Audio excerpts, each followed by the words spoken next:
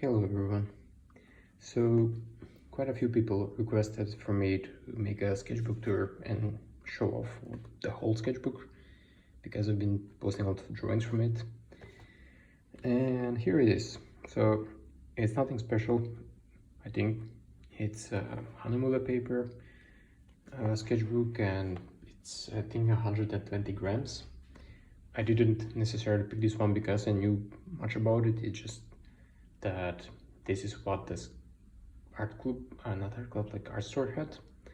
And yeah, it looked good. It looked the best of all of those there.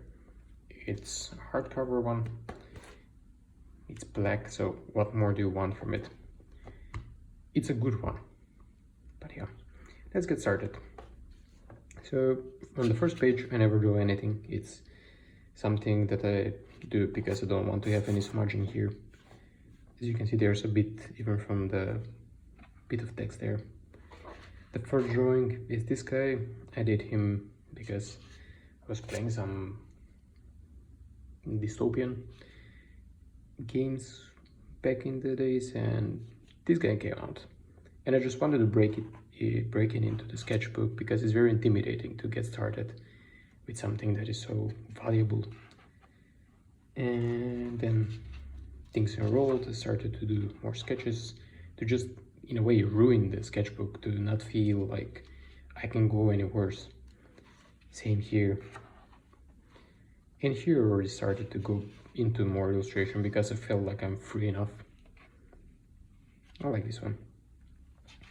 Here I had a sketch, and then I was an idiot enough to go back and complete the sketch after I was halfway into the sketchbook. And this doesn't work with me.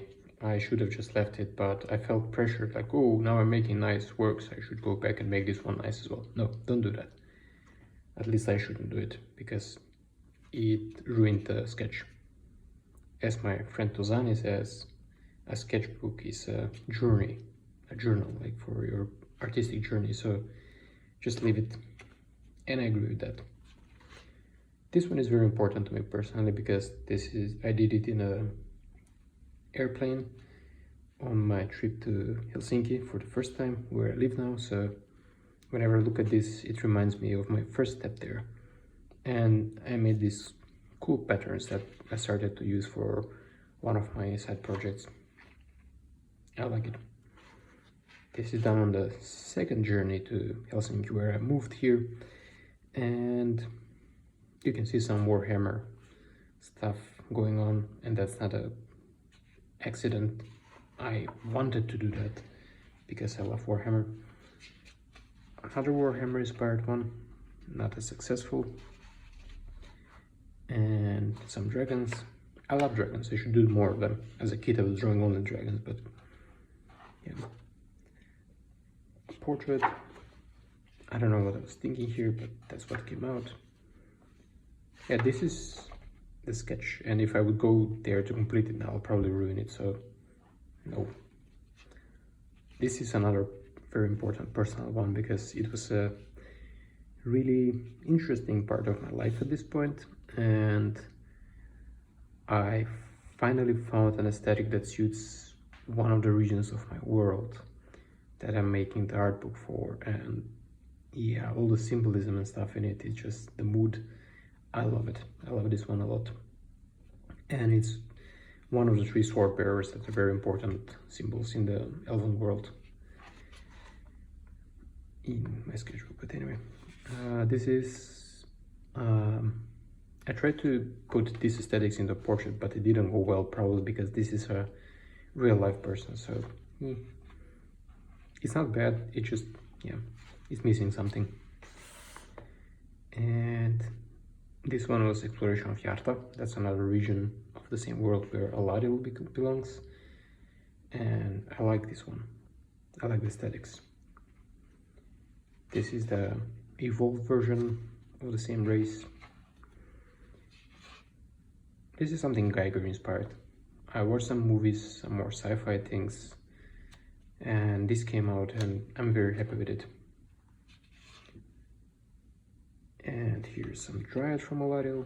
And as you can see, step by step I'm getting into the things that were happening lately. I finally learned to braid my hair, so I wanted to put a braid there. This is the second sword bearer, and yeah, this came out really nice. I like it. Another lesson learned for sketchbooks that I kind of knew, but I never implemented it before. It's don't drink anything nearby your sketchbook, because this might happen. I did this at a sketch club, Sunday sketch club with my friends, and somebody spilled some water, and that happened. Luckily it was just this page that was affected. So yeah, don't drink and draw. And here's a monkey. I was now starting to explore the animals of Alariel, how they will look and how they will behave. And as you can see, there's a process there. Here I turn back to Yarta for a bit to see what things look like there. But I think after this one I kind of abandoned it because it wasn't a period for that. And then this started to happen, good January. I was warming up for this so much and I just love it. Of course I started with a bird. I love birds a lot. I love all animals, but birds are kind of special. And this guy, and this guy, stuff that you see in the Finnish forests. And this cat it's a funny thing because I was at my friend's cottage house and they have this big cat there. And I think subconsciously I picked up on that and this is what came out. I mean, this is not necessarily a cat, but you get the point. I want to see how the dead ones resurrected, because the curse in Alariel, it resurrects the dead and makes them alive again. So this comes out. Then I want to try a humanoid. Then one of my friends suggested to make a frog, and this came out and I really like it. So thanks for the idea, Tero. This was done for my birthday. I tried to do some aquatic elements here because the Capricorn, if you know the mythology, it comes from the waters and then it turns into a whole goat. And yeah, I wanted to try like that. A wolf-like creature, Tiziana. Here I wanted to try something new, and here as well. I didn't want to be too repetitive, so yeah, this experiment went really well. I'm very happy with the mystic mood that it has. Again, more experimentation, and this one I'm very happy with. It resembles printmaking, which I studied for years, and I just love it. One day I hope I have equipment for doing prints. Another dead one, this one bird, a snail, whatever it is. Here I try to get back to Yarta by force, but I shouldn't force myself to do things just because, oh, why am I doing this or why am I doing that? So it's not a bad piece, it felt forced, and that's why I instantly came back to doing more Alariel stuff. And here's the same story with a Medusa. Here's a fish. And here's an owl, and I love the owl. And here's this more ethereal thing. It got smudged around a bit because I didn't spray it, but it's fine.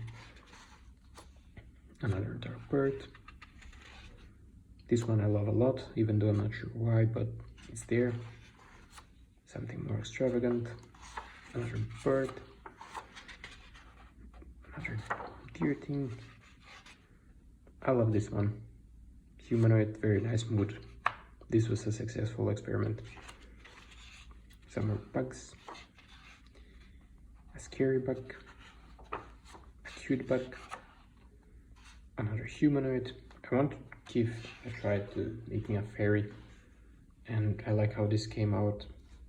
Someday I will concept it out like in flight or something. It just, I like it. I like the mood. Again, when I went to my friend's cottage house, this came to be another cat resembling thing, especially with the long neck.